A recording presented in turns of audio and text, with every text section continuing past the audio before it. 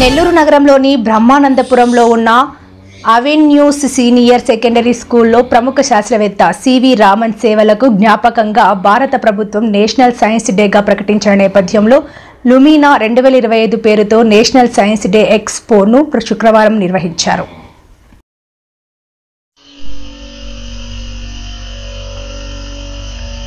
ఈ సందర్భంగా avenues correspondent Penuballi Krishna Chaitanya మాట్లాడుతూ ఎంతో మంది విద్యార్థులు తమ స్నేహితులు తల్లిదండ్రుల సహకారంతో ఎన్నో ప్రాజెక్టులను తయారు చేసి నేషనల్ సైన్స్ డే ఎక్స్పో ప్రదర్శించారన్నారు. అనేక ప్రాజెక్టులతో పాటు భారతదేశ సంస్కృతులు జీవన విధానానికి సంబంధించిన నమూనాలు science, mathematics, social science, technology, భౌతిక శాస్త్రం, జీవశాస్త్రం, తెలుగు, హిందీతో సహా ఇతర సబ్జెక్టులకు సంబంధించిన ప్రాజెక్టులు ప్రదర్శించబడ్డాయన్నారు. ఈ కార్యక్రమానికి ముఖ్య అతిథిగా డాక్టర్ పి ప్రసాదరావు, గౌరవ అతిథి బి మనోజ్ కుమార్ హాజరై విద్యార్థుల ప్రతిభను అభినందించారు. ఈ కార్యక్రమంలో అవెన్యూస్ ప్రిన్సిపల్ శ్వేత, సంధ్య తదితరులు పాల్గొన్నారు.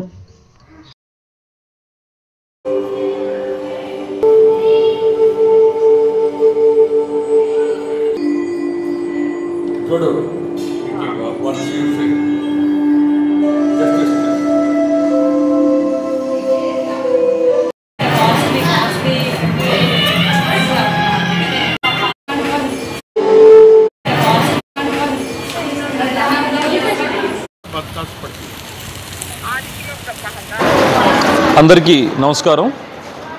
భారతదేశంలోనే ప్రముఖ శాస్త్రవేత్త అయిన డాక్టర్ సర్ సివి రామన్ గారి విశిష్ట సేవల్ని గుర్తించి ఈరోజు భారతదేశ ప్రభుత్వం ఫిబ్రవరి 28ని నేషనల్ సైన్స్ డేగా డిక్లేర్ చేసినప్పటి నుంచి ఈరోజు భారతదేశం నలుమూలల ఆయన సేవల్ని కొనియాడుతూ ఆయన యొక్క ఆలోచనల్ని ఆయన యొక్క దార్శనికతని కొనియాడుతూ మనం ఘనంగా నేషనల్ సైన్స్ డేని జరుపుకోవడం జరుగుతుంది.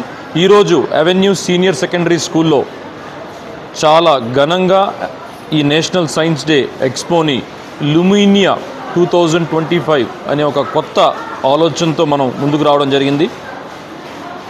Lightening the minds, lightening the innovative minds, అదేవిధంగా నోబుల్ అచీవ్మెంట్స్ని గుర్తిస్తూ ఈరోజు ఈ సైన్స్ ఎక్స్పోని అవెన్యూ సీనియర్ సెకండరీ స్కూల్లో చాలా ఘనంగా నిర్వహించుకోవడం జరుగుతుంది. మనం గత నెల రోజుల నుంచి విద్యార్థులు అందరూ కూడా చాలా ఇంట్రెస్ట్తో, చాలా క్యూరియాసిటీతో, చాలా ప్యాషన్తో, వాళ్ళ యొక్క తల్లిదండ్రుల సహకారంతో ఎన్నో ప్రాజెక్ట్స్ని వాళ్ళు learn by doing, hands on ఎక్స్పీరియన్స్తో ఈ ప్రాజెక్ట్స్ని డిజైన్ చేసి ఈరోజు ప్రజలకి అదేవిధంగా తల్లిదండ్రుల యొక్క విజిబిలిటీకి ఈరోజు ఇక్కడ డిస్ప్లేలో పెట్టడం జరిగింది.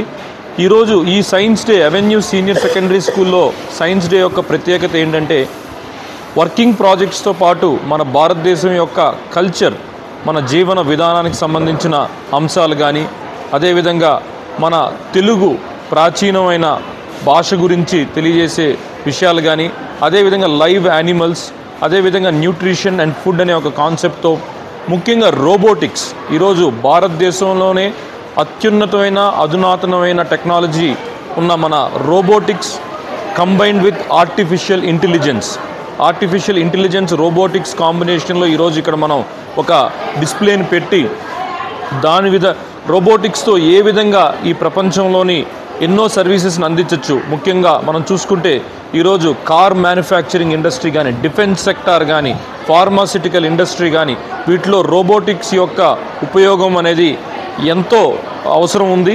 అక్కడ రోబోటిక్స్ అనే ఈ టెక్నాలజీని మానవ జీవితంతో ఏ విధంగా మనం ముడిపెడి దానికి ఆర్టిఫిషియల్ ఇంటెలిజెన్స్ని జోడించి మనం ఏ విధంగా సైన్స్ అండ్ టెక్నాలజీలో పురోగతి సాధించడానికి మనం అందరం కూడా ఈరోజు భారతదేశం నడుము కట్టి 2047 కల్లా వికసిత్ భారత్, ప్రపంచంలో కల్లా అగ్రశ్రేణి దేశంగా ముందుకెళ్ళడానికి అన్ని అడుగులు పడుతున్నాయి. దాంట్లో భాగంగా మన యువత ఈరోజు ప్రపంచ దేశాల్లో కల్లా 60% ఆఫ్ ద పాపులేషన్ ఉన్న దేశం ఏదన్నా ఉంది, యువత పాపులేషన్ ఏదైనా ఉందంటే అది కేవలం భారతదేశం. అలాంటి యువతకి మనం అందించాల్సింది సైన్స్కి సంబంధించిన విషయాల్ని తెలియజేయడం, టెక్నాలజీకి సంబంధించిన విషయాల్ని తెలియజేయడం, రీసెర్చ్ అండ్ డెవలప్మెంట్కి వాళ్ళని తోడ్పాటు అందించడం, వాళ్ళకి కావాల్సిన ఫండ్స్ని, నిధుల్ని, స్పేస్ని, ఇన్ఫ్రాస్ట్రక్చర్ని, ఫెసిలిటీస్ని మనం వాళ్ళకి కల్పించి వాళ్ళలో ఒక వినూతనమైన ఆలోచనలకి శ్రీకారం చుట్టాలి. ఆ విధంగా పిల్లల్ని మనం సైంటిస్టులుగా తయారు చేయాలి. మన భారతదేశం రీసెర్చ్ మీద ఎంత పెట్టుబడి పెడితే రాబోయే రోజుల్లో భారతదేశం అంత నెంబర్ 1గా ఉండబోతుంది. ఈరోజు మన భారతీయులు చాలా గర్వంగా చెప్పుకోవచ్చు. ఈరోజు మనం ఇస్రో ద్వారా మన స్పేస్ని మనం చాలా ముందడుగు వేస్తున్నాం. ఎన్నో శాటిలైట్స్ని పంపించి ఈరోజు మనం ఎన్నో కొత్త టెక్నాలజీస్ని ఇంట్రడ్యూస్ చేసుకుంటూ వస్తున్నాం. ఈరోజు ప్రపంచంలోనే ఏ దేశానికి వెళ్ళినా కూడా భారతీయులు మాత్రమే సైన్స్ అండ్ టెక్నాలజీలో ముందడుగు వేస్తున్నారు. మన కరోనా లాంటి కష్టకాలంలో కూడా సైన్స్ ద్వారా మనకున్న ఈరోజు కరోనా వైరస్కి మందు కనిపెట్టి ఎన్నో ఆఫ్రికన్ కంట్రీస్ని, ఎన్నో ప్రపంచ దేశాలని మనం కాపాడగలిగామంటే అది భారతదేశం యొక్క సైన్స్ యొక్క పురోగతిని మనం అందరం కూడా గర్వంగా చెప్పుకోవచ్చు. ఈరోజు అవెన్యూ స్కూల్లో మేమందరం కూడా మా స్కూల్ మేనేజ్మెంట్ కానీ, అదేవిధంగా అధ్యాపకులు కానీ, ఫ్యాకల్టీ కానీ అందరం కూడా పిల్లల్ని సొంతంగా వాళ్ళ తెలివితేటలతో ఆలోచించే విధంగా మనం ప్రోత్సహిస్తున్నాము.